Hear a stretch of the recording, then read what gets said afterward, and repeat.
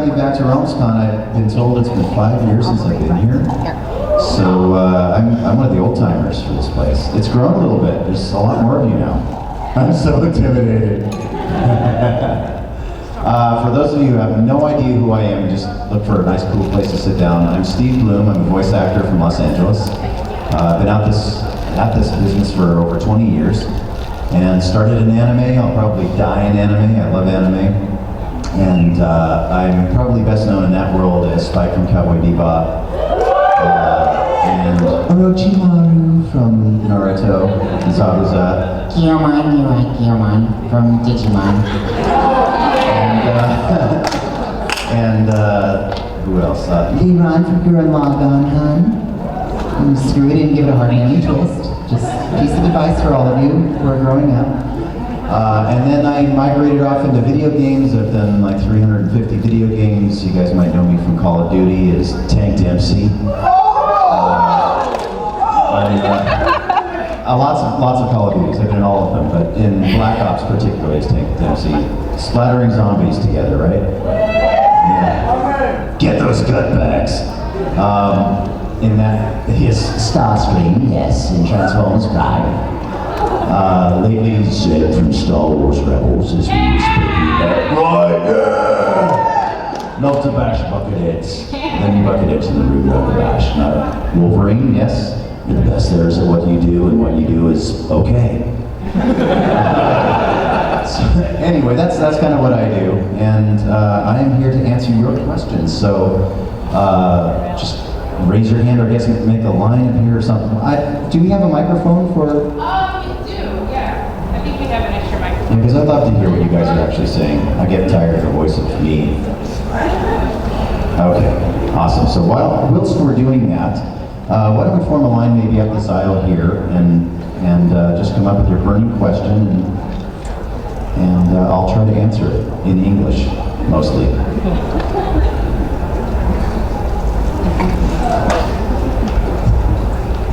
Check. There it is. All right. I just figure out what channel it's on. Thank you. Big round of applause for her. Yeah. What's your name? My name is Miranda Hughley. Miranda? Yes. Everybody, big hand for Miranda. Thank you. I'm not the official tech person. I'm the technical director for Concept Galaxy. That's Sweet. I did. Yeah. Okay, so now I've got. I'm sorry. I've got somewhere else. I can't stay for the whole thing. Oh, okay. Well, we can just pass the microphone back between them.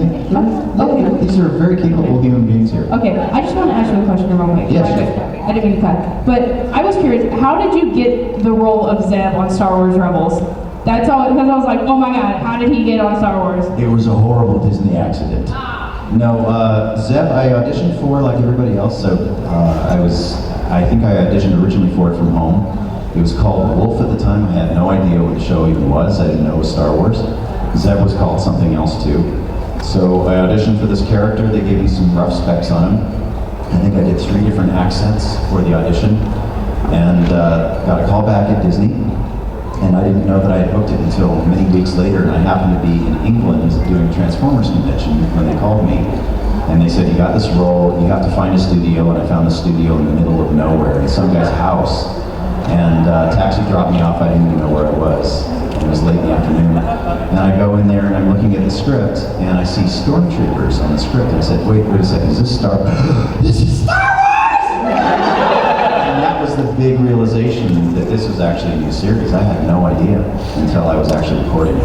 Yeah, the trailer for season 2 came out, and I was in the break room, and I was watching it, and I started slapping my coworker because I was so excited. I saw everybody, and I was jumping up and I was slapping her. But that's cool. Thank you. So. Thank you for watching the show.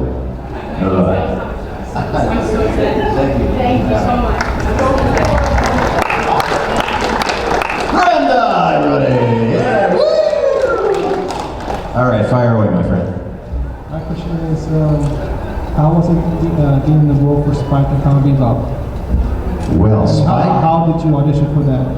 I don't even remember the audition process for that. I probably did that at the studio. I probably went and just read for it at Magnitude 8, I think. I was doing a lot of shows back then for LA Hero and those guys. And they called me in, they gave me the role. I had no idea it was even a leading role until I walked into the room. And that terrified me. I didn't think I was ready as an actor to take on a leading role. It was an amazing process. I was scared at every session, honestly, because once I saw the visuals for that show and saw how beautifully it was animated and how cinematically perfect it seemed, and the music was incredible, I felt a huge obligation to do a really, really good job, and I didn't know if I was up for the task. And fortunately, I had one of the greatest directors in the world, Mary Elizabeth Blum, at the helm of that show, who guided me through that process and basically taught me how to act in a whole different way while we were in the process of that. And as fate would have it, 14 years later, she's now my girlfriend. And she was also Julia in the show. She was my love interest in the show. So talk about life imitating art. It was an amazing thing. So Bebop became as profound for me as it has for a lot of you in your anime journey. So even more so in my case, because now I get to live with her. One more. How was it being Tom from Toonami?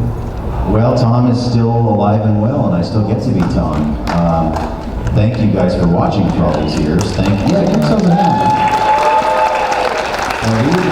We didn't have Toonami if it weren't for you guys. And when we went off the air back in 2008, I wasn't sure if it was ever going to come back. And we had You're only the second person to voice Tom. The original actor who did Tom was Sonny Strait. Sonny Strait, yes.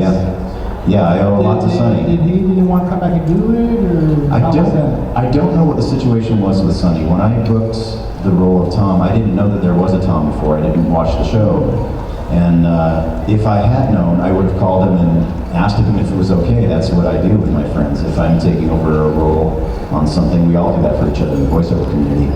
And I felt guilty about it for years. And I still haven't met Sonny face to face, but we've communicated online. And he's an incredibly talented, amazing guy. I don't know what his story is for that. People say he's a nice person. Yes. In real life. Yes, he's a very nice person. He was supposed to be here. Yeah, I'm so sad that I didn't get to meet him. He was supposed to be at another convention I went to back in June, Omicron. Yeah. But he had to cancel. Yeah, I'm sad. That happens sometimes if work gets in the way. Besides he was one of my older voice actors I want to lead in anime because he is Push Krillin, Yeah. part of Major Hughes, and the third. Yeah. Now he comes dressed up as Jigen over to the third. Nice. Boss! Nice. Thank you. Hi. What was your favorite part of hanging out with the regular show crew and doing things with them? Who? For the regular show crew. Oh, the regular show crew. I still hang out with them. I love those guys. I work on the regular show all the time. What? Woo! It's such a great group of people. They're super creative. JG is amazing, the creator of the show. Everybody on that show is super talented, amazing. They're amazing human beings, really nice people to work with. Chris Zimmerman, who's one of my dearest friends, directs that show, so any chance to work with her is just a blessing. And I get to work with Mark Hamill a lot, which is really awesome. That was the first show where I really got to sit in the room with him for any extended period of time and just watch how amazing he really is. And everybody in that room is just super talented, and I'm so lucky to get to be part of it. Is Mark nice in person? Mark's great. Yeah, he's one of the most brilliant people I've ever met, and he's kind and sweet and generous and hilarious.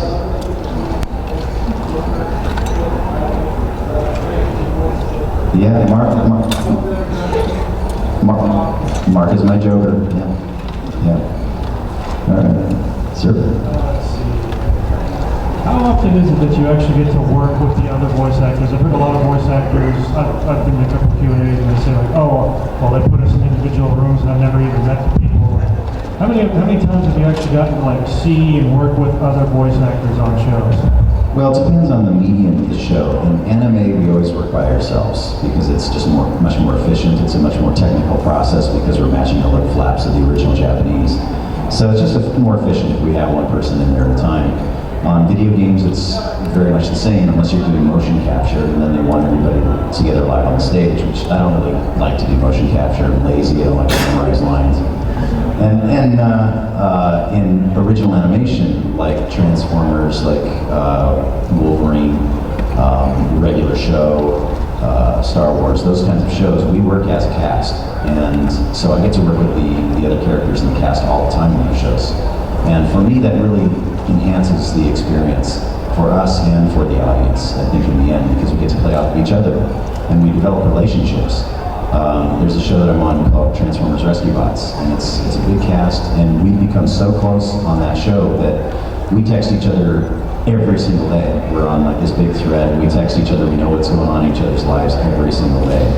And we hang out together, we eat together. Same with the Star Wars crew, when everybody's in town, we try to get together and have dinner. And it's an amazing thing. You work on a cast like that and you form a family, and we look out for each other. It's really unique. I wish we could do that on every show. Hi. Okay, so before I ask a question, I think it'd be really good if we all just move this line like around this way, because people over here can't see. So if we like move the line up and then like line around this, that would be great. Oh, that's a good idea. Okay. I'm sorry. That's a great idea. Okay. All right. So Awesome. my question is, I'm a big fan of you from Legend of Korra. Yes. And You've been purified. So I would love to know more about how you got that role and what you liked most about being on the show. Well, first of all, it's wonderful when you get a chance to work on a show of that quality. I always wanted to be on the first incarnation of that show of Avatar, and I never even had the opportunity to read for it. And I thought I'd be so perfect for that because of my anime background.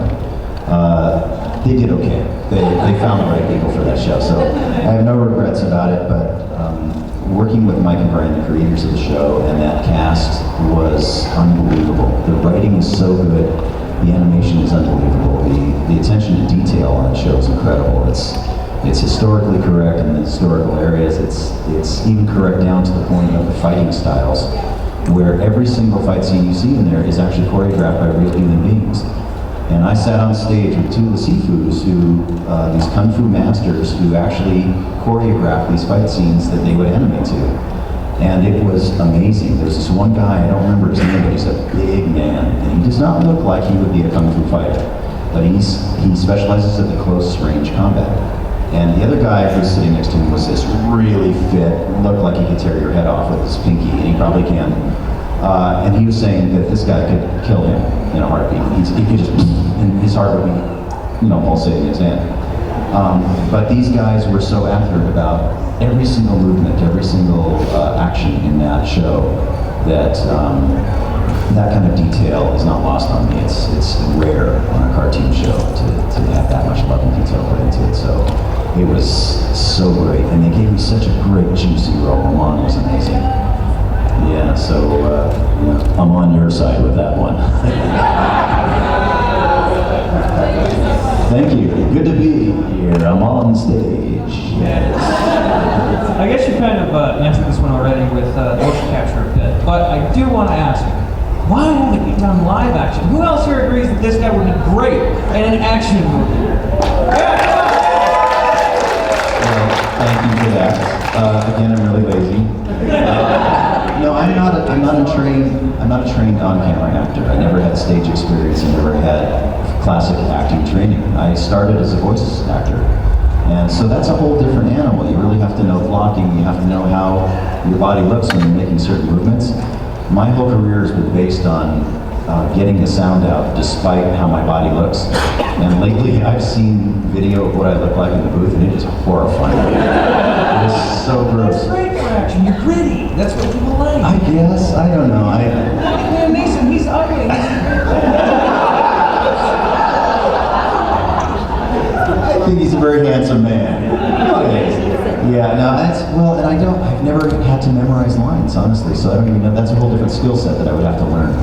And I'm in my 50s, I'm doing pretty good at what I'm doing, and the other thing that I love about voice acting as opposed to on camera is that I have a private life. Here you guys know me, but I go home and nobody knows who I am. I'm picking up dog food like everybody else, you know.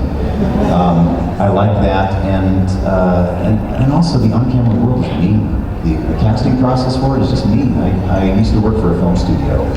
I was an executive at a film studio, and we were nice, but the other people in casting are not necessarily very nice people, and they judge you on how you look rather than what you can do, and it's just not my thing.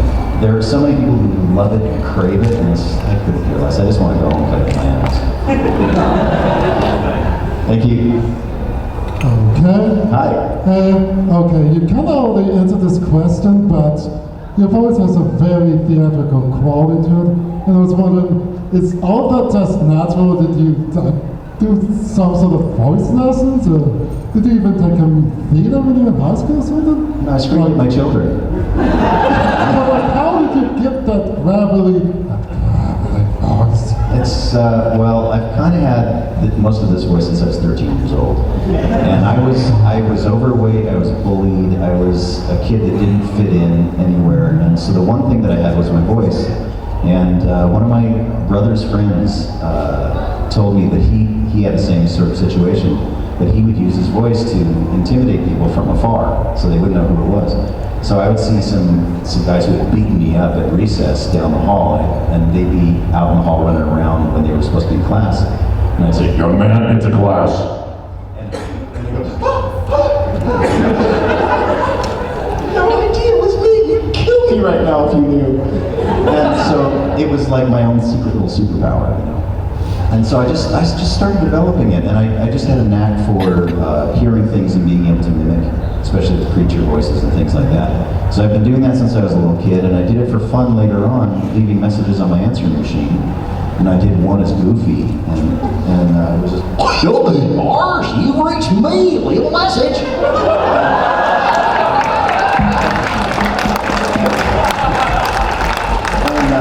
I got this wrong phone number, this wrong number. This guy calls, and I hear him laughing on my tape machine, back when we had tape machines. And I just hear him go, "You gotta hear this, man. This dude's really and he just clicked. And it rings again, and he's going, "Here, listen to that, listen to that." And you hear the message go, and then you hear all these dudes laughing in the background. And they started calling me back every day. They must be And so after about a week, they said, "Dude, you got to change your message. So what else can you do?" I didn't even know their names. I didn't know who they were. But I, okay, this is kind of fun.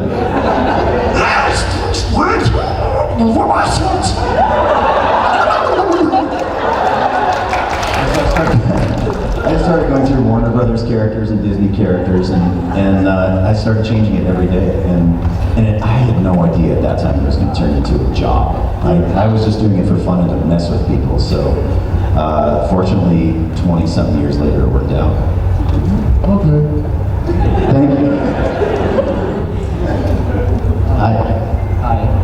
How did it feel to work with Treyarch with the zombie characters, and how did you even get the role as Tank Dempsey? I probably auditioned for it. It was so long ago, I don't remember. I do a lot of auditions from my home studio, and sometimes I'll do 20 to 30 auditions at night, so it could have been in a pile of those years ago. I don't remember what the process was, but working with those people was great. I mean, they're amazing, talented, sick individuals. A lot of the chatter that Tank did, talking about getting dead flesh on his new boots and that kind of stuff. I mean, these guys actually sat around a room and thought that stuff up. It was amazing. And I helped them. I did do some ad-libbing with it, but they were a great group of people to work with.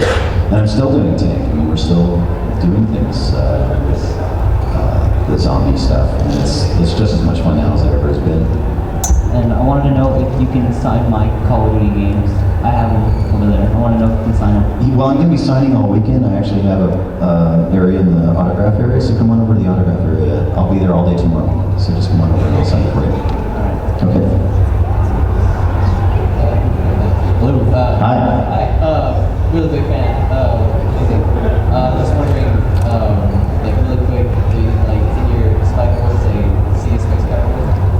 See a Space Cowboy.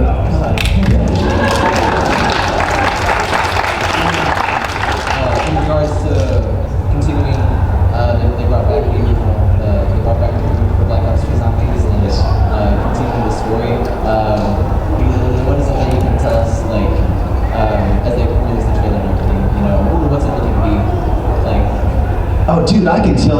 absolutely nothing. Like I always say, there's a chip in my neck and my head will just eviscerate into foam if I say anything. I'm not allowed to talk about it at all. Other than what you guys have seen, that's all I know. All right, thank you. Thank you. But play it. Hi, Hi. I'm a big fan of Tom and Movie Inspiration too. Just want to start seeing that. Awesome. I love Sonic, but I'm also a big Mega Man fan. I was wondering if you could tell us what it was like working on Mighty No. 9, if you're allowed to. Yes. I don't remember, honestly. It was fun. I know that I had fun when I was in the room. It's one of those games that I didn't know what I was working on at the time, and went through it very quickly. And I think I had like 3 other sessions that day. So until I really see some footage from it to jog my memory, it's kind of lost in there somewhere. I've probably done 200 projects since then. So yeah, I'm very curious though, because it was so much fun. I remember it was really fun to record, and the characters were really weird. And I knew that I didn't understand what I was saying half the time. Do you do many Japanese games? I do a lot of Japanese games, yeah. I have done a lot of Japanese games, Naruto and Final Fantasy and tons of them, yeah. Thank you very much. Thank you. Great cosplay. Is this thing even working? It's working, yeah. Oh, so like... Use your theatrical voice. Well, I just thought of this right now. He's talking about that. Do you know any Japanese, you know? Because you're working on this Japanese. Nani?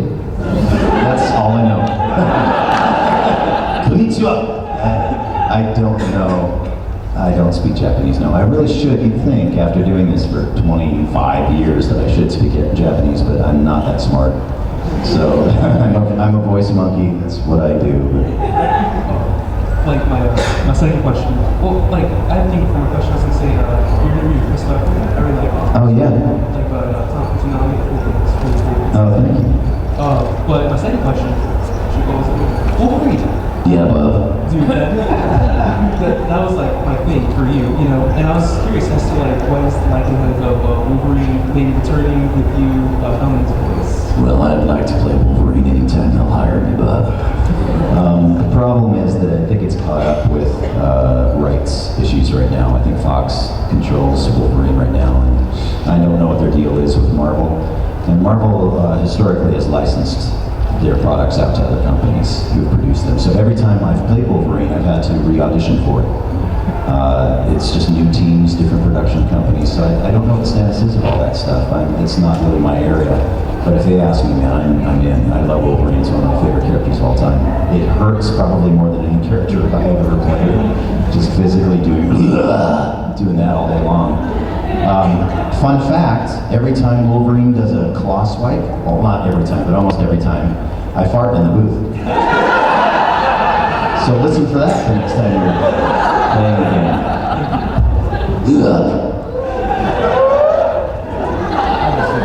Hi. Respect your work a lot. So, Thank you. I got 2 questions. One, I guess first I just want to know, I'm pretty sure you already did all the voice work for the Intruder series for Tommy. For which one? Oh, Intruder, yes, Intruder. Is that already like finished? Is that? I cannot confirm or deny. Probably. I would ask the guys at Adult Swim. I am not at liberty to spill anything, and they don't tell me anything anyway. So I really don't know, but it's looking good. That's all I can tell you. It looks really, really good, and I'm really excited that it's coming back. Tomorrow night. Oh, does it? Yeah, I'm pretty sure. Tomorrow night is Intruder? Is it really? Does anybody know for sure? Wow. Wow. Okay. And the second one I wanted to know, I don't know too much about it. There's reports about the eventual voice actors strike. Yes. What do you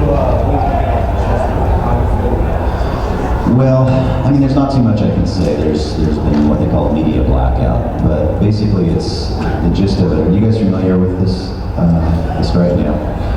It doesn't affect the whole industry. It's really just about gaming. Yeah, there's a bunch of us who've gotten together, and it's time for a contract renewal.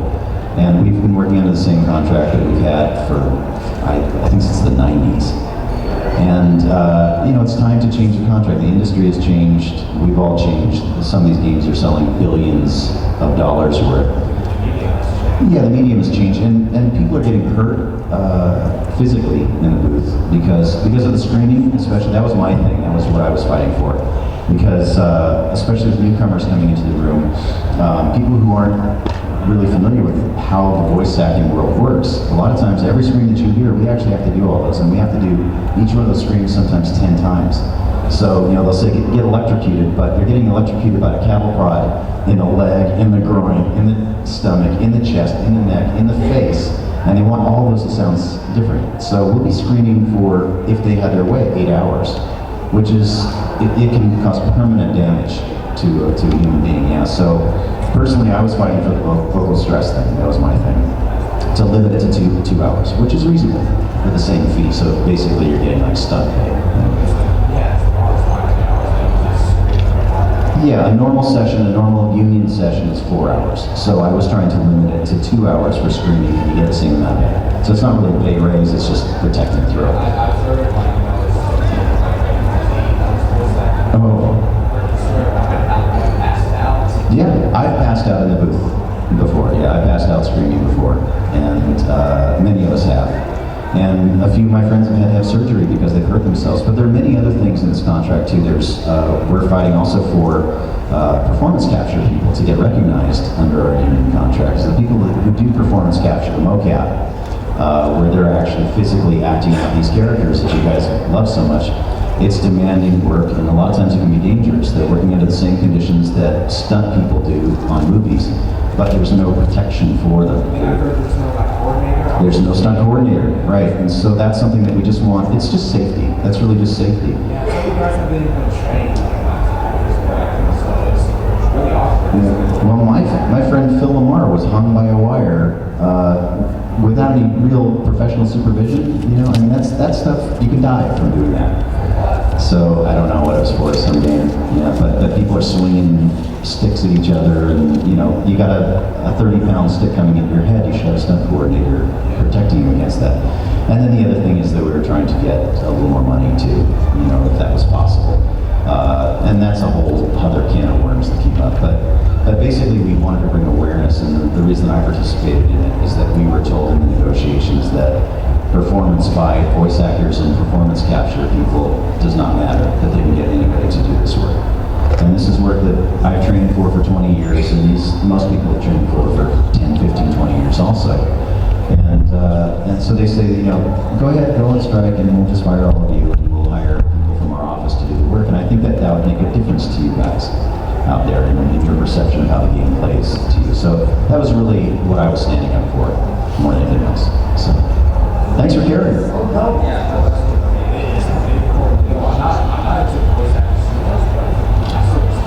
Well, thank you for that. Thanks. Is your Jack Kamen, is that just your regular voice? Jack Kamen is my regular voice, yeah. Yeah. Except saying really nasty things that I would never say, like, I don't help people, I kill them. Yeah. Thank you. Hello. Hi. Kind of last conversation might make this question seem kind of Not at all. There are a lot of games, obviously, that's been discussed, and my favorite would be Company Heroes. It's just depressing to hear you say that a squad got hurt. It's like, damn, it's deep. What would be your favorite game that you worked on? Oh man, it's hard to pick a game that I've worked on as my favorite. My experience of games is different from you guys, because my experience would be working on them as a voice actor rather than from the player side, because I don't play. All the games that I've worked on are still shrink wrapped in my studio. It's really sad. I'm gonna get a console, and I'm gonna start learning, and I'm gonna try.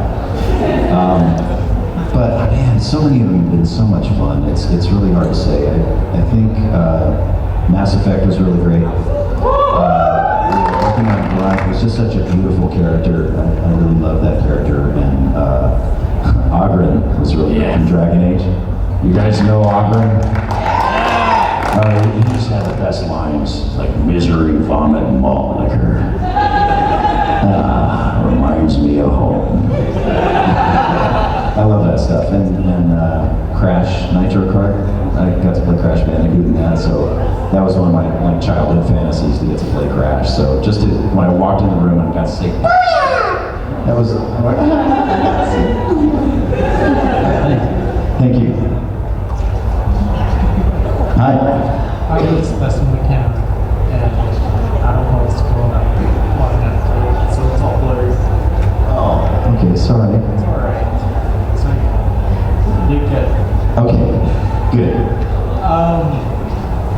That was good. How was the work inside? With, Seth, I've only met Seth a couple times. I wasn't working with him in the room for that. For video games, we generally work by ourselves. But I met Seth at the studio usually when he's on his way in and I'm on my way out. We were working on Hulk Agents of Smash together, but never in the same room at the same time. So I didn't really get to have a conversation with him until we were at Comic-Con. I think it was last year or the year before, and realized that we had worked on a ton of stuff together. He's an awesome guy. He's really funny, really geeky, one of the smartest people I've ever met. He's amazing. I mean, he spent the whole party, I think, talking to Dave Filoni we were there for Star Wars Rebels at the time, and he was talking to Dave about action figures and how he likes to tear them apart and reconstruct them for a show. So anybody with that kind of mentality is awesome by me. Yes. Seth, great. Love you, Seth. I know you're watching because you watch everything I do. Probably not. You're sleeping or doing something more important. And I support you in that. you get starstruck when you meet other celebrities? You know, for on-camera celebrities, I don't know who anybody is because I hardly watch TV and I'm really behind on movies. So I'm more embarrassed than anything else because usually I'll be standing next to some luminary in a booth, the next microphone over, and everybody in the room is going, "Oh my God, you know who that is?" And I'm like, "No." And so I'm that idiot in the room. I have no idea. I get starstruck when they do a really great job in the booth, when they're really, really committed. And working with people like Frank Welker, for example, Frank Welker and Peter Cullen, working with them on Transformers, I was like an 8-year-old squealing on the inside. You know, Peter Cullen is he's an amazing, well put together gentleman of Hollywood with a pencil-thin mustache. And he comes in there and he's like this tall and he's fit. And he walks up to the microphone. Good, yeah, great. Okay, and he walks up to the microphone and he goes, "Roll loud." Windows are flexing and our bowels are vibrating. And that's when I have my sweet moment of, "Oh my God, you're the voice of my childhood." Oh my God. Even though I was like 25 when I first started. Yeah, so those guys, and Frank Welker, who's done the voice of every Disney creature you've ever heard, D. Bradley Baker, and some of these guys are just legendary. Rob Paulson, Maurice LaMarche, some of these guys have been my heroes for years. And when I walk into the room with those guys and I'm standing mic to mic with them and we're working on the same thing as equals, it's like, oh my God, how did I get here? I don't deserve this. It's awesome. Yeah, I met him a month ago. I was in his town. Who did you meet? Peter Cullen. Oh, Peter Cullen, yeah. And they were in there, they were having a Transformer voice line, and it was Yeah. It's kind of surreal, right? Yeah, it is. Yeah. It's awesome. Yeah. Well, thank you. I don't know. Was it? Okay. Awesome. Thank you. Jim Cummings is one of the most talented humans on the planet, and one of the nicest guys I've ever met too. I love Jim. I've gotten to be friends with him over the years, and he doesn't know it, but I consider him like one of my voice mentors. He's amazing. And he's Pooh and Tigger. I mean, amazing. Amazing. And Darkwing Duck, yeah, and so many others. Fire away. Hello again. Yeah, hello again. There's one question I want to ask. How would you describe your experience voicing Gridlock in Guild Wars 2? Gridlock Brimstone, I am Char. Deep. That's how I describe it. I would record him here, and they would pitch it down another semitone or two. And that is the deepest, craziest voice. Beautifully animated character, though, and amazing. Apparently, people really love him. So I guess it's going okay. Pardon me? We have a flaming sword, what else? Yeah, what else do you need if you have a flaming sword, honestly? Yeah. Thank you for that. Real quick before I get to my question, did you ever hear the story about how Peter Cullen came up with the voice for Optimus Prime? I heard that he based it on his brother. Yeah, he said, this is the story I heard is when his brother came back from the Vietnam War, his voice was completely changed. Yes. And he kind of mimicked that in the voice of the character. Yeah. That's like one of the best voice acting stories I've ever heard. Yeah, Peter has deep reverence for his brother, and he considers his brother to be the real hero. And he talks about that all the time. That's one of the things I respect about him, is he takes it from real life. And the words that he says as Optimus Prime are real. I mean, that's truly the way he feels. He has this great outlook for the world, and he sees the good in people. And that translates through this character. And how great is it to have a character where you can bring that to life? My question was going to be, was there any character in any media that you've seen that you thought, I would have liked to have voiced that character, or I could have done a better? I know it's kind of a big-headed thing to say, like, I could do a better job with this guy, but more like, I would have liked to have done that character, like anything, like even going back to like the Disney movies of the 30s, was there any character you thought you would have liked to have done? Well, I would have liked to have done Goofy, just because I thought I did a pretty good job at it, until I met Bill Farmer. I'm in the room with him, and I was working on a show with him, and I went, hey, how you doing, Will? He does Goofy so naturally, he just blew me away. Went, oh my God, that was good. Oh man, he's got the yuck, man. Oh my God. So, and I've been like that with every character that I've ever thought that I could do a pretty good job on. I mean, I thought that I'd be really good for Batman, just because that's sort of in my normal speaking range. I thought I could do a good Batman. And then I met Kevin Conroy, and it's like, oh, you're Batman. You're Batman. It just confuses me whenever like they bring out something with Batman and they don't get Kevin Conroy. Yeah, well, I do like to hear different people's takes on it, and I find them interesting. Troy Baker did a great version of it. Roger Craig Smith did an incredible version of Batman. It's so different, younger and different. And I like to hear it changed up from time to time. And the great thing is that most of us, when we get to this level in voiceover, we're not too precious about the roles. And some of us will cry a little bit. I was not cast as Wolverine on a few projects. And I went, well, what do I do? But then I listened to it, it's a completely different take on it. They're going to a different place, and it's interesting and fun. And I thought, I don't own this role. It's not mine. I'm just a voice actor. So I've really held a philosophy that it doesn't belong to me, and that I'm just going to do the best job I can on the roles that I have, and I'm not going to lust after the ones that I don't. I've been so blessed in my career. I can't believe I get to do what I get to do. Still, I think if they brought out like another Cowboy Bebop movie with you not in it, I think that'd be odd.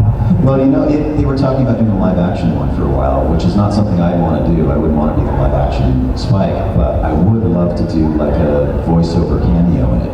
Maybe an introduction to it in the original Spike voice, that sort of thing. I keep hearing these horrible rumors that they want to get Keanu Reeves and Spike Spiegel. Well, that was more than a rumor, and it was. Keanu was attached to it, actually. He was attached to the film. And I didn't know what to think about it either, but I met him in an airport years ago, and I was on my way to England. He was on his way to New York, and we met him in one of these little stores, and I had kind of a little fanboy moment, and I was super curious, because the fans have been asking me for years, and I had to ask him what he thought about it. And I came up to him, and I shook his hand, and I explained to him what it was, and I thought he was just going to go, oh God, here comes another fan. But he goes, dude, you did Spike's voice? And I went, yeah. And he goes, I know who you are. And I go, what? Keanu Reeves knows who I am. Oh yeah. And he had watched the series front to back. He knew it inside and out, and he loved it. And he said, dude, I want to do such a great job on this thing. And he goes, and I will kill myself to make this exactly what Watanabe's vision is for it. And the only problem is that it's going to cost $500 million to produce, and if it ever gets greenlit, I'll probably be too old to do my own stunts. That was his only concern. But he has the right body type for it, he had the right attitude for it, and he was willing to do the work necessary to get the character there, and I have mad respect for him. He's a great man. He's actually a really good human being, too. Maybe dub over his voice? No, but I would do, maybe like a younger version intro or something, because I can pitch the voice up. It doesn't matter what I look like, but I could, I would do like an intro Spike, or even another character, just a narrator kind of thing. that would satisfy that for me. I wouldn't want to do the on-camera thing. It's not my thing. It's like Hugh Jackman doing Wolverine. He's my Wolverine on camera. So, you know, I would never care. Yeah, I don't want to work out that hard. That's hard work, man. I like my dad bod. I better let the next person go. How crazy was it voicing Garcia Hotspur in Shadows of the Dam? Did you ever just, what am I reading right now? Do you guys know what this is? Shadows of the Dam. Are you aware of this? I was brought in at the last minute for this one. It was completely recorded. Shadows of the Dam was recorded by a Castilian-Spanish actor who did a beautiful job, but his accent was a bit too heavy. So they needed somebody who could come in and do a little bit of a lighter accent that was a little more understandable. And I also had a better feel for, I think, the action sequences, the fighting stuff, because it's what I do. And I think originally I was just brought in to do some fight scenes for him, but they realized that they really needed to redo it, and it was a last-minute thing. I had to record that whole thing, and it was either one session or two sessions. Everything was completely done. And I said, so do you want me to do Castilian Spanish, or do you want me to do something else? And they said, well, actually he's Mexican, but we want a little bit of Spanish in there, so just do like a bad Spanish accent. And I said, well, you got the right guy for that. So it was fun, it was fast and furious, and one of the weirdest things I'd ever done. The stuff that I got to say, talking about my gun being this is okay for kids, the boner. The gun was the boner. And then I found out recently that it was Greg Ellis who voiced my weapon, and I had no idea. We've been working together a lot on other things, and we've just been laughing about that ever since. That's awesome. So you can imagine what those conversations are like at the bar. Hi. Can I just say your voice is extremely sexy? Oh, thank you. This is pretty hot too. I was wondering if you can tell me, see Space Cowgirl and then go bang. First of all, I love the kind of woman that can kick my ass. You guys know where that's from, right? Yeah. See a Space Cowgirl. Bang. I hope you're wearing protection. A child was conceived on the stage at Realms Gone. I'm 3 months now. Go on. Sorry. But I digress. What would you say has changed the most in the voice acting field since you began? Well, I would say, can you guys hear? Did you hear this question? I think the biggest thing that's changed is the audience, honestly, because when I started, I was doing anime when otaku hated voice actors from America. It was the suburbs versus the dubbers big time back then, and the first convention I went to, I actually had death threats. People threw things at me, they threatened me, they said that I was ruining the art form, people like me should not be doing this, and anime will never be dubbed properly, and shame on us for even trying. That was overseas? That was, well no, that was here. That was in, what was it, Sacramento, California? San Jose, California. I was in San Jose, California. Went to my first convention there. Streamline was the big company at the time. We were pretty new at it. We were really green, and our dubbers weren't that great, but we were really working on it. We really wanted them to be good. And I was terrified, and they literally, I had death threats against me and against my family. I had to change my phone number, my email address. And I thought, no, I'm never going to a convention again. These people are crazy. They're going to kill me. And 10 years or so later, some of my friends had been doing conventions, and they said, no, man, the fans have gotten used to American dubs, and they're a lot nicer, and give it another shot. And I came out to some conventions, and I met some of the greatest people on the planet. I mean, you guys are amazing. You're amazing. I've learned so much from you, and the stories you guys have told me about how our work has affected your lives have changed me. You've made me cry, you've humbled me, you've changed me on a cellular level. So that's the biggest thing. I think the community has gotten a lot more forgiving of our mistakes.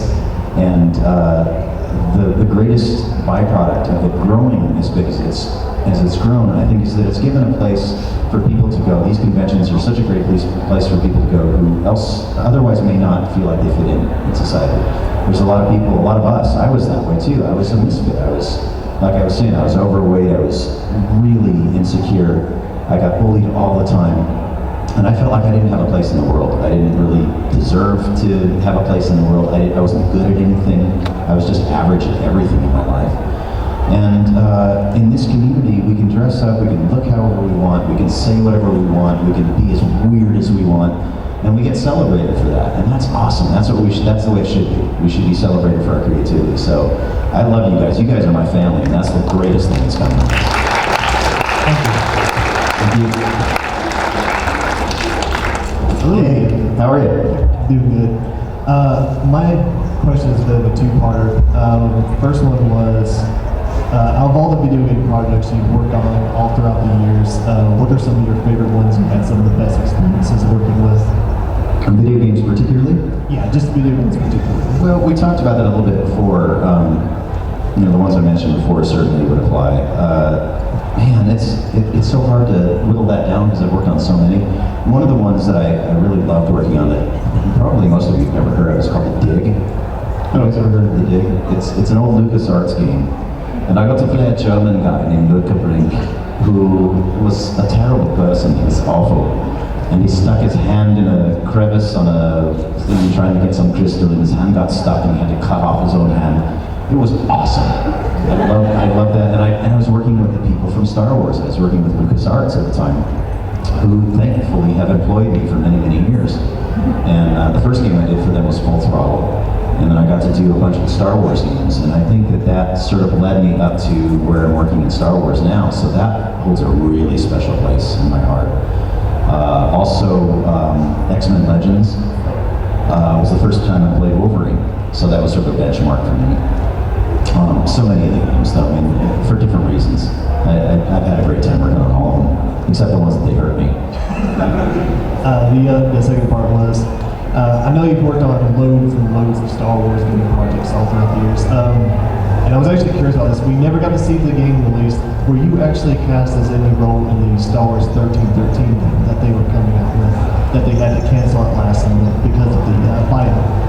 I have no idea. You don't know? The problem is when I'm working on games particularly, they're usually the code names. Oh. They don't want us to know what we're working on. That's a part of another part of the contract. We want to know what we're working on, so we have some idea. But yeah, I most of the time when I'm working on games, I don't even know what the game is called until it comes out. I'm working on 3 games for Warner Brothers right now. They're under these weird code names. I have no idea what they are. They could be some huge new blockbuster thing. But yeah, I was worried about that because that one's supposed to be like a really gritty kind of Star Wars game. I was like, Steve would be an epic voice for that kind of game.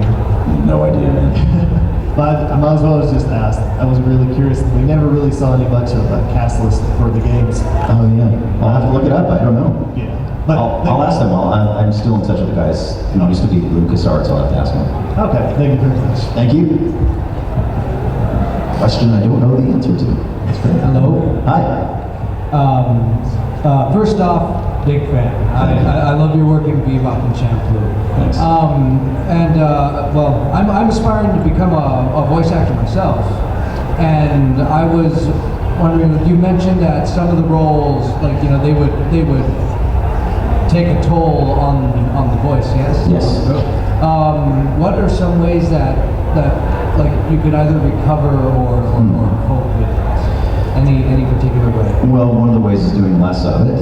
That's why, honestly, it's true because I mean the sessions are scheduled for 4 hours. I won't do sessions more than 2 hours if I'm screaming now. I can't because it hurts too much.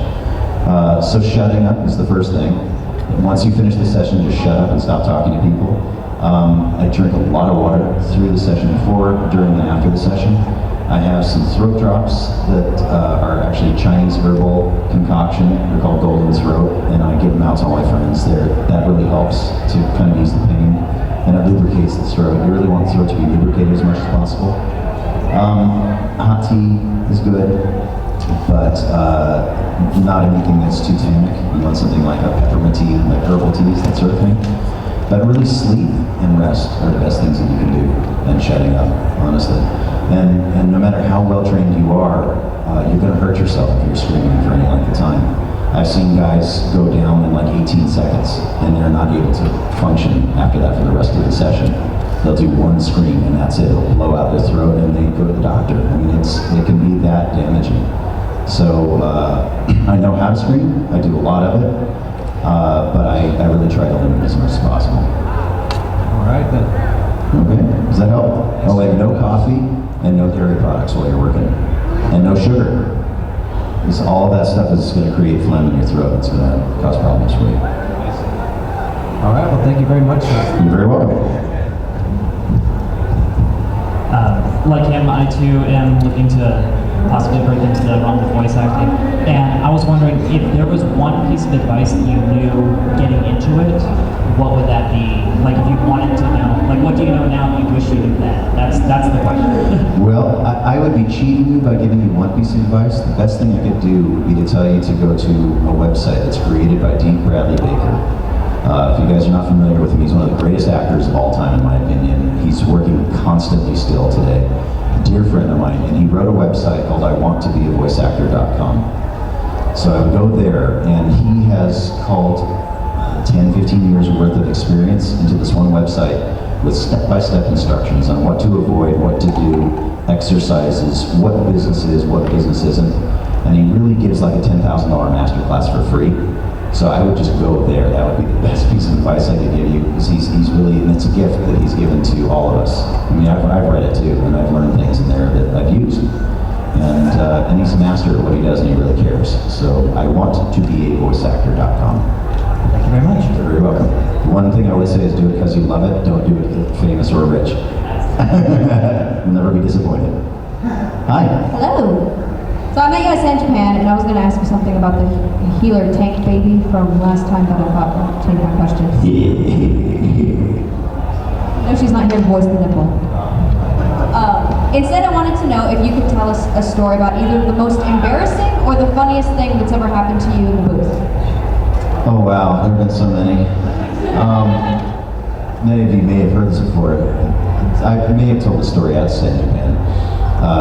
One of the craziest things that ever happened to me, I was in a booth recording what they call walla, which is background stuff for like a group of people that a lot of times are just, when they animate it or it's on camera even, they'll record it with no sound. So they bring in a group of us and we fill up all the sound in there. So we're in this room that's designed for one person comfortably, two people tight, and we had 5 people in the room. And we call it a refrigerator. It's this thing called a whisper room, and it's this really claustrophobic thing, but it does have glass on 2 sides. We had 5 people in this room, gathered around 1 or maybe 2 microphones, I don't remember now, and we're doing some kind of crowd scene where we're all yelling. And I'm closest to the front, and we're looking at a screen where we're watching the images go by. It was an anime. And we have a music stand in front of us with the words. So we're, sort of reading off the page and trying to fill in the lip flaps on the screen. And I was doing something where I was screaming, and there were 4 guys and 1 girl in the room. And I'm going into the screaming. I'm going, ah, doing whatever it was. And all of a sudden, a finger went up my butt. And I went, ah! And I hopped a loogie onto the glass, which was right where the screen is, that all of us had to look through. And this loogie is it's hanging there, it's just dripping down. And I'm like, who was that? And everybody is trying to take credit for doing this. So the engineer comes out and he's wiping the loogie off the thing, just looking at me like I'm a pig. And I come out of the room and the director's laughing. And I say, what are you laughing at? And he never laughs. This guy named Kevin Seymour, who has since passed. He was one of the great anime directors of all time. And Kevin is just giggling all over himself, and he's a very, very serious person. I said, what is so funny, dude? That was really gnarly. I'm really embarrassed. And he goes, it was her. And it turned out it was his girlfriend who did it. His girlfriend with the fickle finger. And she thought it was the funniest thing too. It was so bad. I was mortified. So I thought we had become very close since. No, we haven't. That's a lie. Thank you for sharing that story. Thank you. Hey again. This one is, you've done a lot of work, obviously. Out of all the ones that you've done, that you've actually gotten to see, like, all the way through, like, I don't know if you've seen all the episodes of Cowboy Bebop or seen all the episodes of Lost Boys. Out of all the ones you've seen from start to finish, which one's your favorite overall? Not so much your favorite voice performance or your favorite character, but just the one that you would be more than willing to go back and watch again. Like, Specific to anime or any medium? any medium. Oh man, it'd be so hard to choose. They're like children to me, so as far as my voice is concerned on them, they're like children, so I couldn't choose a character necessarily, but... Like I said, not so much like your favorite character, but just like... Favorite shows? Yeah, favorite shows, like, you know, where like everything is just like the voice acting, the characters, the writing, everything just clicks. That's really rough. What comes to mind is what I'm working on right now, so it'd probably be Star Wars Rebels. Mainly because I've been a Star Wars fan since 1977. I was there when the first movie screened. And I think I watched it like 6 times in a row when it came out. And I've been a Star Wars fan for years, so to get to work on a Star Wars show, first of all, satisfies a huge inner fanboy for me. And working in that room with these people is just an amazing experience. And hearing these characters come to life, and then James Earl Jones coming on the show, and Billy D. Williams coming on the show. I mean, I'm screaming inside every time this happens. And we just announced Sarah Michelle Gellar coming on the show today. That was announced, I think. It's an unbelievable experience. And to sit in that room with a bunch of Star Wars nerds. I mean, we're scheduled for 4-hour sessions. Sometimes 2.5 to 3 hours of those sessions are spent in nerd battles because they're arguing over how to pronounce a new fruit that's being introduced into the Star Wars universe. So I'm serious. You think I'm kidding? This is serious stuff. Yeah, and it's just amazing as a fan. That one probably resonates for me more than anything else. And it's just because it's happening now. I would have said the same thing about Transformers before, or Wolverine and X-Men before, or Cowboy Bebop before, or Digimon before. I was a writer on that show. I got to write for myself and all of my friends on season 3, so yeah, I mean, it's really hard to pick one, but that's the one that's standing out for me right now.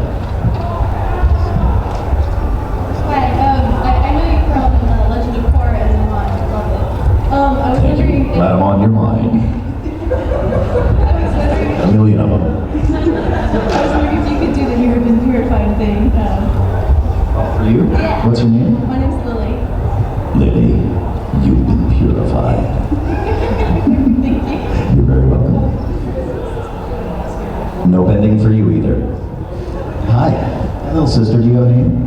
Yes. What's your name? Heidi Riggs. Hi, Heidi. Hi. What's your question? Can you do a Mickey Mouse accent? Mickey Mouse accent. I think that is an accent. Oh gosh! Look at it move! That's as good as it gets. Sorry. And that's why I don't do Mickey Mouse. Thank you. Is that okay? Okay. That's one of them. Best one you've heard? Out of anyone. You need to get out more, kid. Thank you for that. That was very sweet. And welcome to the world of conventions. Everybody give her a round of applause. Newbie.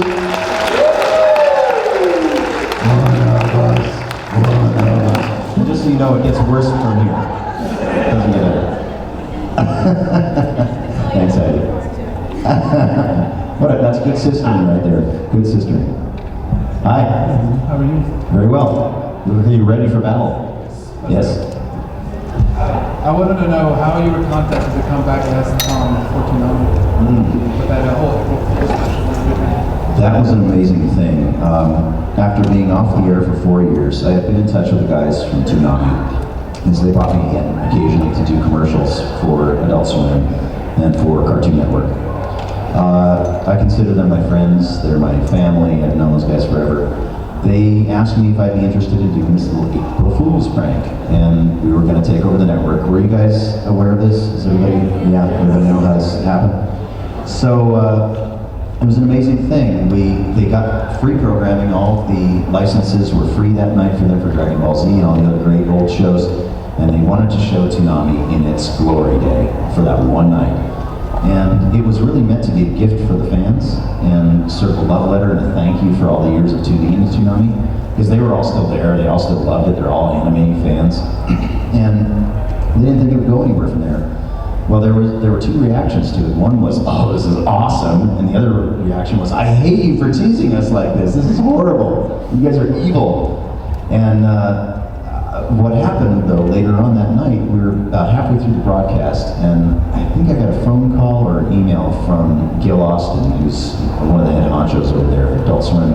And he goes, "Dude, are you on Twitter?" And I said, "No, I have a Twitter account, but why?" And he goes, "Because it's blowing up, man. People are really digging this."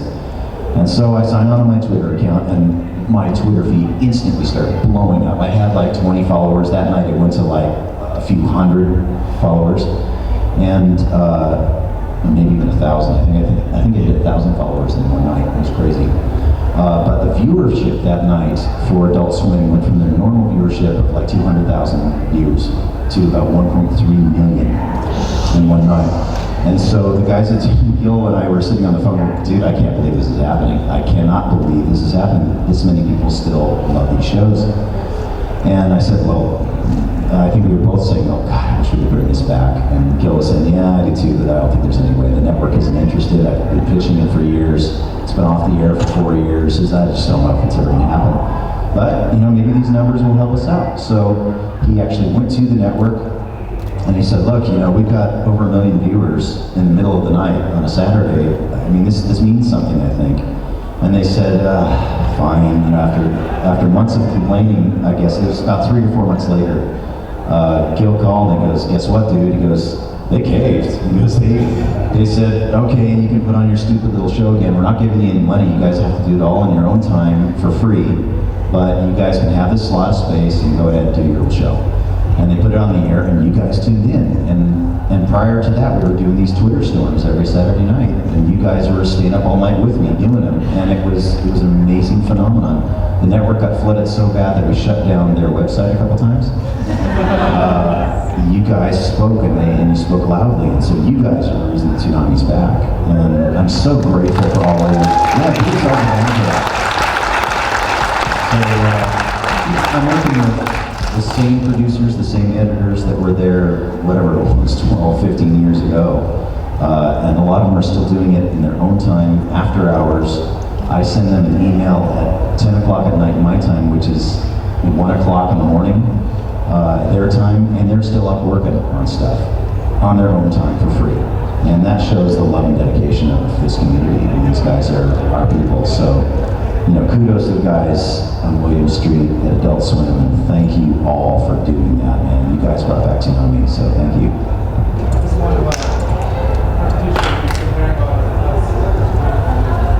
And I do. I wouldn't have a job without you, so.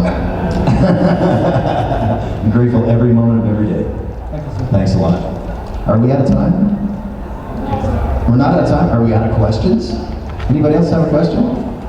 Oh, come on. You have a question? Just shout it out, it's fine. I wanted to know what your favorite line in Auburn was. That's Auburn? Yeah. Fart me a lullaby. That's how I sing my kids to sleep. How about you and then you next? Yeah. And Richard, yes. It's cool to congratulate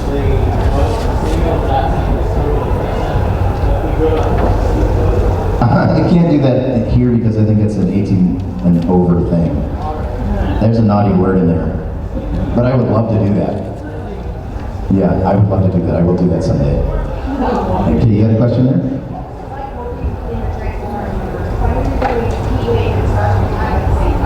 Yes.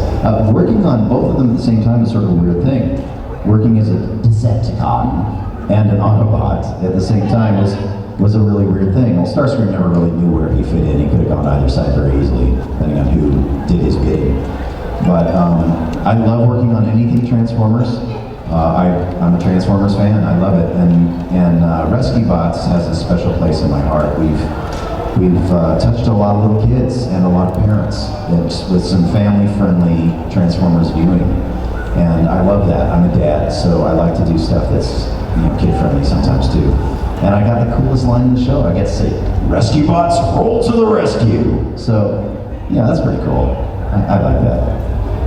How about you in the helmet all the way back there? Yes, oh, it's a hat. It's not a helmet. Yes, you can barely see you. Oh, hey, I know who you are. Do you ever wish that in Rescue Box you would have had more of the sing-along lines in that episode where they went crazy and everybody, the whole island was a sing-along musical? Yes, the Les Miserables version, yeah. That was a really, really fun episode to do, and all of us were really nervous because not all of us are singers on that show. We have a few people on the show who are professional singers, and it was a little bit intimidating. I actually haven't seen the episode. I'm dying to see it. But they said it was the most complicated episode to put together just because we all sang our parts separately and they put them all together. We're singing to music tracks separately, and I don't know how that ever came together. It was really a puzzle. So kudos to those guys for having the patience to do that with all of us, croaking through their lines. But yeah, I'd love to do that again. I actually really like singing on cartoons. I've worked on a couple of episodes of Dr. McStuffins also. And just a big gnarly, smelly guy like me getting to sing, I feel better, so much better. Thank you, Doc, for taking over. How does you like? I love that. It's great. It's really fun. I love doing it. And I don't have to be a great singer to do it. Okay, you and then we'll come to you. Yes. Bullet Storm was really fun because we got to make up new dirty words. I can't say them in here, unfortunately. I think I have to keep it clean because there might be kids in the audience. But we made up dirty words, and you know what they are. The most fun about that game was that I did the promotional trailer that they ran online to get people to buy the game, and I actually abused the players into buying the game. And I said stuff like, get up off your couch and buy this stupid game. Forget what your mom is telling you. I don't care if you're 40 years old. And I would say stuff like that on the promo to buy the thing. You never get to do that kind of stuff. It was really fun. Yeah, I wish they would do another one. It was a lot of fun to work on that. But anyway. Are there any lines or voices that constantly get stuck in your head and you kind of say whenever you're around people or by yourself and just kind of the line pops in your head and you say it? A lot of dirty words from Bullet Storm, oddly enough. Well, I don't know if they really stick in my head. At conventions, they're certainly in my head because you guys request them, so I say bang a lot. That's probably the most requested thing of anything. I never knew that when I got to be this age, that would be the word I say more than anything else in my life. Who knew? I mean, it's bizarre. No, I don't know if I really take that with me all the time. The characters sometimes get stuck in my head, and I'll have songs stuck in my head if I'm working on something like Dr. McStuffins. That song was stuck in my head for weeks. I could not get that out. But no, I mean, I work on so many characters in a day. I'll work on 30, 40 characters in a day, depending on my audition and recording schedules, that I have to kind of purge one out and let the next one in. So otherwise, they really get in the way of each other. I found a way to compartmentalize them in my brain now, finally. It took many years to do that, though. There was a time when I didn't know what was going to come out of my mouth. You know, I would think that Wolverine's going to come out and, like come out as Leon or something. This is crazy. Back off, bub. He just doesn't have the same effect.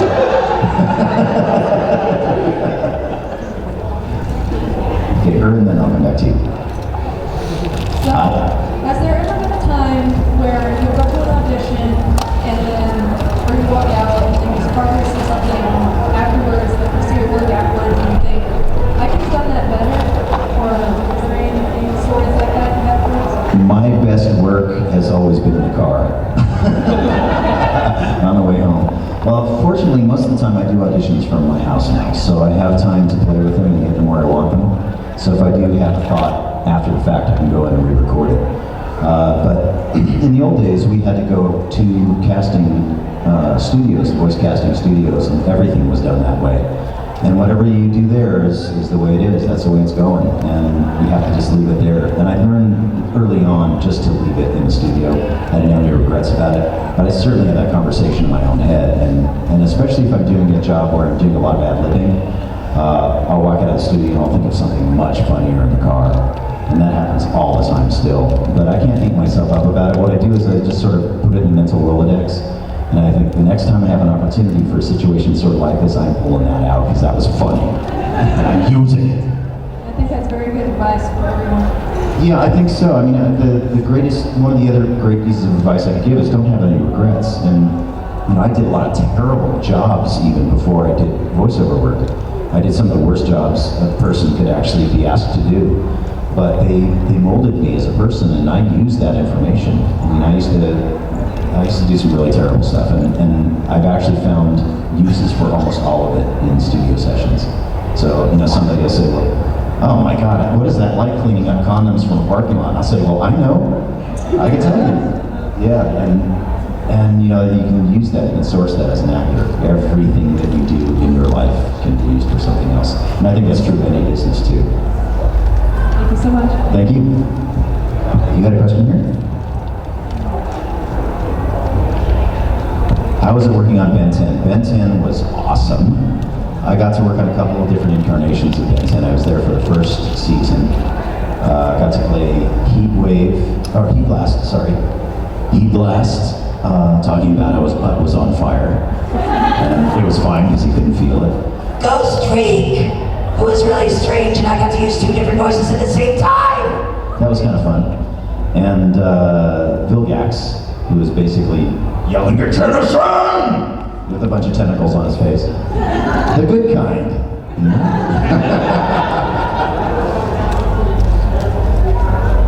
Yeah, Vilgax was in every incarnation of Ben 10, thankfully. I don't know if I got to play him in every incarnation, but he was fun. Oh, thank you. Yeah, Ben 10's always fun. I mean, I love those guys. Some of the same people work on each one, but they keep changing casts around. It's really weird what they do with that show. I thought it was really strange that in the second incarnation of Ben 10, Ben was supposed to be 4 or 5 years older, something like that. 15, yeah, 5 years older, and they didn't think that Tara Strong could do a 5-year older voice. I mean, she can do anything. But then Yuri Lowenthal got the part, and I love Yuri too. He's one of my dear friends, so who am I? I don't know anything. Yeah. You have a question here? You can use the mic. No? Oh, you have to leave, okay. Thank you.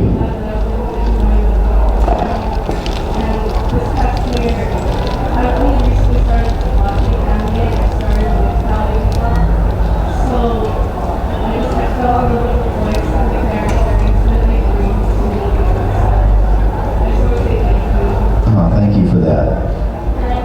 Yes, you can.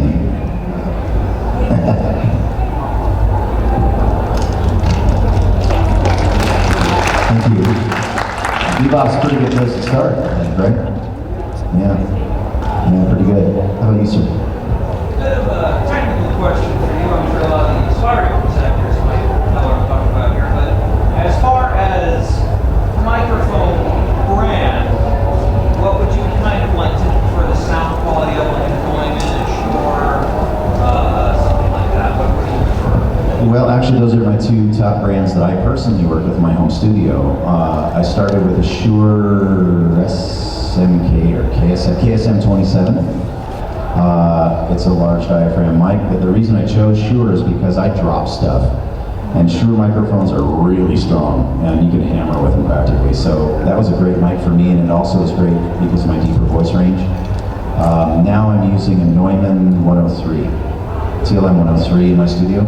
I love the whole Neumann line. I like Blue microphones. I mean, there's a lot of really, really good mics out there now. The technology has improved so much that Sennheiser makes some amazing ones. I would recommend Jay-Z Vintage 11. It's really good. I don't know that mic. It's the same guy that made the Neumann mic who made the Jay-Z. Oh. Yeah. All right. Well, I might have to try that. Okay. I'm building a new studio. I might have to try out a few mics. So that'd be kind of fun. Okay. Anybody else? No. Are we done? Oh, how about you right here?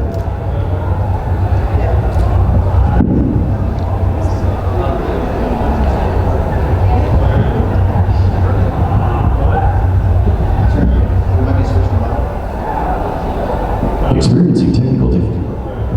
Yeah, what's up? Good time to you.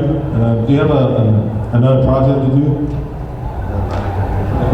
I'm working on a lot of projects right now. Most of them I probably can't talk about. Still, the most current one would be Star Wars Rebels. I'm working on that all the time. Rescue Bots is still going strong. Toonami is still going strong. Regular show, still doing some stuff on that. And I'm working on bit parts and things for about 6 or 7 new shows that I can't talk about. And another probably 10 games that I can't tell you about. Unfortunately, that's the way the business works. We have to sign what they call non-disclosure agreements. It's a legal document saying that we don't talk about it. Otherwise, we get fired and sued. So I can't talk about it until they announce it. So you guys probably know more about what I'm doing than I do. Honestly, that's true, because I don't pay attention. I just, I go on, I'm working on the next job. So yeah, but those are the ones I'm currently working on right now. Cool. Thanks. Right here. You talked about compartmentalizing your characters. Like you said, you did maybe 30 auditions in a day. Do you know these characters so well that you can just call them up and not have them sound like or do you have reminders, recordings of the character that you created to remind you of maybe things that you did to make the character sound different, or is it just also natural? Well, when I go into a studio and I'm recreating a character that I've done before, or that has been done before by somebody else, they will have reference for me. They'll actually play something for me to listen to. But when I'm doing auditions, most of the time they're new characters, and they'll give me references. So we have internet now, so I can look up a bunch of stuff on YouTube. YouTube is my friend. I use that for dialects. I use it for character references. So I'll do my research, and that actually takes more time than doing the auditions themselves sometimes. I'll be up till midnight, 1 o'clock almost every night because I'm doing an hour or 2 of research before I even start recording. But as far as the characters that I've done, especially my big characters, Wolverine, Starscream, Zeb from Star Wars, Stormtroopers, those types of things, I know those characters, they live inside me, so I don't even have to think about it. But for certain things, like if I'm working on a dialect I haven't done in a while, I will do research on it. I try to get as close as I can. The problem is that when I do these auditions, even if I book them and I walk into the recording studio, most of the time they'll throw something different at me than what I had originally auditioned. They'll say, okay, so this is what you did, and what we want now is 3 other dialects. I was hired for, I don't remember what the game was called, but I was brought in, I think, for a Caribbean accent. And I walk into the room and the guy goes, oh, by the way, we decided to go Australian. Go. And I go, all right, man, I'm ready. Let's do it. And you got to be that quick and on the ball. Or I'll just say I can't do it. I don't know South African. I'm not good at that one. But here's a list of guys who are really good at doing that, so I'll just refer them.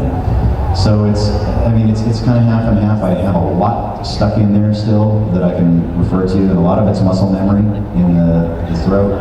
I know what's going to come out before it comes out just by doing it for 20 years. But it takes research, and I'm working every single day. I call myself a blue-collar worker because I'm struggling and working at it every single day. It's never easy. You, sir, and that again. Hello. I don't know what any details of the relation. It's not really relevant to the question, but if you were offered to voice Vincent Valentine in the remake of Final Fantasy VII, Yes. In a heartbeat. I love Vincent. Was that the question? Was what are we doing? Pretty much. Yeah, Vincent, well, first of all, I love how the character was animated. I love the storylines that they came up with for the Final Fantasy series, especially that particular one was beautiful. It's like eye candy to watch that. And the other thing that I love about it is Vincent doesn't hurt. Vincent is way down here. I just whisper basically through the entire show. And it's recuperation time for me. Honestly, after I've been screaming and screaming and screaming all week on something else, that kind of thing is what I do to wind my voice down, so it actually feels good. I would do that in a heartbeat. Please ask me. Gods of Final Fantasy, please ask me to do that. How about you, sir? Other voices, other than your own voice. Like you're driving and somebody comes and cuts you off, all of a sudden you're Vincent. Not intentionally, but I know they come out. I've been told that that. My ex used to tell me that I would talk in my sleep in voices. I don't know if I do that still. I don't know if I do that intentionally, but a lot of times I will use the intimidating voice because I'm a really nice guy typically, and I'm a people pleaser. But when somebody really angers me, especially in traffic, I think the beast comes out a little bit, and I will get a little bit feral. What are you doing? Or the other time I'll use that sometimes is at amusement parks just to mess with people. Where was it? Is it Universal Studios that has Jurassic Park? I think so, yeah. I walked up behind somebody and we're waiting in line for that, and they have sounds and stuff around in the bushes or whatever. I don't know if they do that here, but or in Orlando or wherever it is, but in the LA version of it, they have great sound effects throughout the waiting period as you're getting ready to go on the ride. And I'll just be standing in line and I'll just go, you know, that kind of stuff. And it's great because people don't know where it's coming from. Sometimes I'll do it really subtly. I'll be standing behind somebody and I'll just go, and they'll be looking around in the bushes and I'll look around with them. And it's almost like a Tourette's kind of thing. I can't help myself. I have to do it. Yeah, well, I think Frank does that too. In fact, I know Frank does that. I've seen him do that in booths. This is a great Frank Welker story. I was working with him on Scooby-Doo, the first time I worked with Frank. And we were between lines, the engineer was setting up the session, and Frank was just making this really weird sound. It sounded like gas escaping. It was like, I can't even do it. It was like, and he doesn't have to do that with his lips. He has a way of doing it where he's just smiling and looking around, and the engineer's going. Well, we can see behind the glass trying to figure it out, and everybody's, Frank is just sitting there with his arms crossed. And so the engineer's in the room, he comes in the room, he's starting to check all the mics, and you have like 10 people in the room. And the engineer comes in there and he's just going crazy. He can't figure it out. He's just scratching his head. This guy's been at it for 40 years with Warner Brothers. And Frank is sitting there going,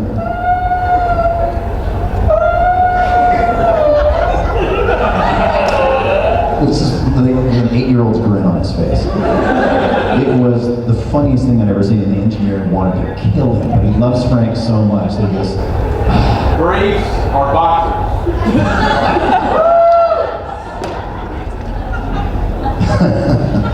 I believe I'm wearing tidy grays today. Does that answer the question? I like a little support, personally. Wow. It's gone there, has it? How long is this thing? I'll be ready. Favorite Starscream line? Wow. Call me Lord. That sort of encapsulates Starscream's personality. No matter what's going on in the universe, he says, call me Lord. Just don't tell Megatron. Pretty much that's it. Anybody else? Going once.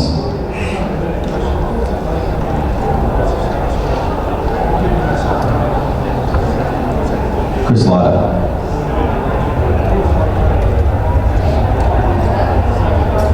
Wow, man. Well, the harder part of that, Chris Latta was brilliant. I loved his work. I loved his version of Starscream.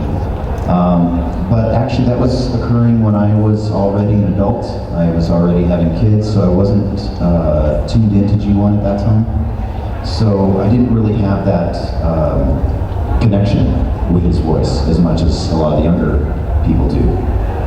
But I certainly did my research on it when I was auditioning for it. And they said they didn't want that. They said they wanted me to start darker and deeper so that this character could possibly do some damage. So I started Starscream here and worked my way up to the higher things. And, you know, we hit that thing, and we certainly do our homage to Chris Latta. But I was actually sourcing more from Tom Kenny's portrayal of him, and more importantly, Charlie Adler, who was doing the voice of Starscream in movies. And Charlie is one of my dearest friends. I love him, I respect him, he's one of the greatest voice actors in the world. And I didn't understand why they just didn't give it to him.